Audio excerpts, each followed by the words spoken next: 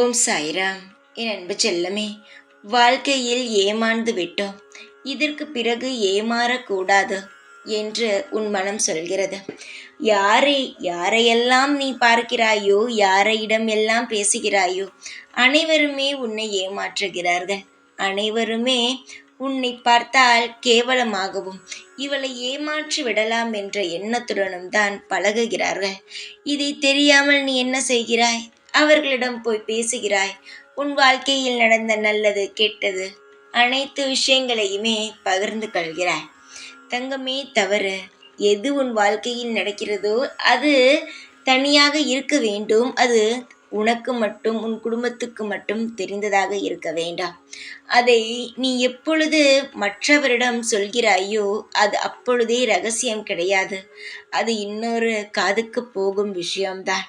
எவ்வளவு பெரிய நல்லவனாக இருந்தாலும், எவ்வளவு பெரிய உண்மையானவனாக இருந்தாலும் அவன் என்ன செய்வான் தெரியுமா?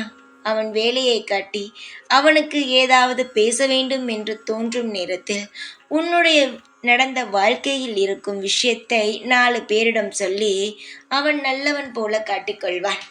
யாரிடமும் எதையுமே நீ சொல்லக்கூடாது. உன் வாழ்க்கையில் நடந்த எதையுமே நீ மற்றவரிடம் பகிரக்கூடாது.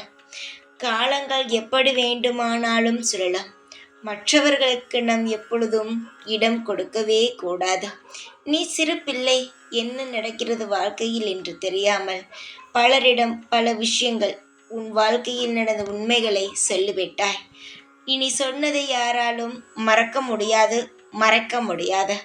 ஆனால் இனி சொல்லாமல் இருந்து வாழ்க்கையை காப்பாற்றலாம். இனி உன் வாழ்க்கையில் நடக்கும் ஒவ்வொரு விஷயத்தையும் ரகசியமாக வைத்துக்கொள். எதை சொல்லலாம், எதை சொல்லக்கூடாது என்று யோசிக்காமல் எதையுமே சொல்லாமல் இரு. வாழ்க்கையானது தப்பிக்கும்.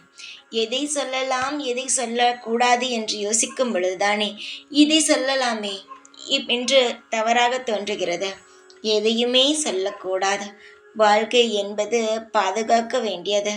அதை வெளிப்படையாக பேசும் பொழுதும், வெளிப்படையாக இருக்கும் பொழுதும் அதனால் ஆபத்து தான் அதிகமாக வருமே தவிர பாதுகாப்பு என்பது கிடையாது.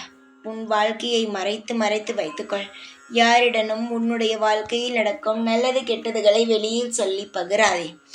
அது பகிரும் பொழுது நிறைய ஆபத்துகள் வரலாம். ஜாக்கிரதையாக இரு. உனக்காக நான் இருக்கிறேன். ஒவ்வொரு நாளும் உனக்காக அனைத்து விஷயங்களையும் சொல்ல எப்பொழுதும் உன் கூடவே இருப்பேன். இந்த சாய்நான். ஓம் சாய்ராம்.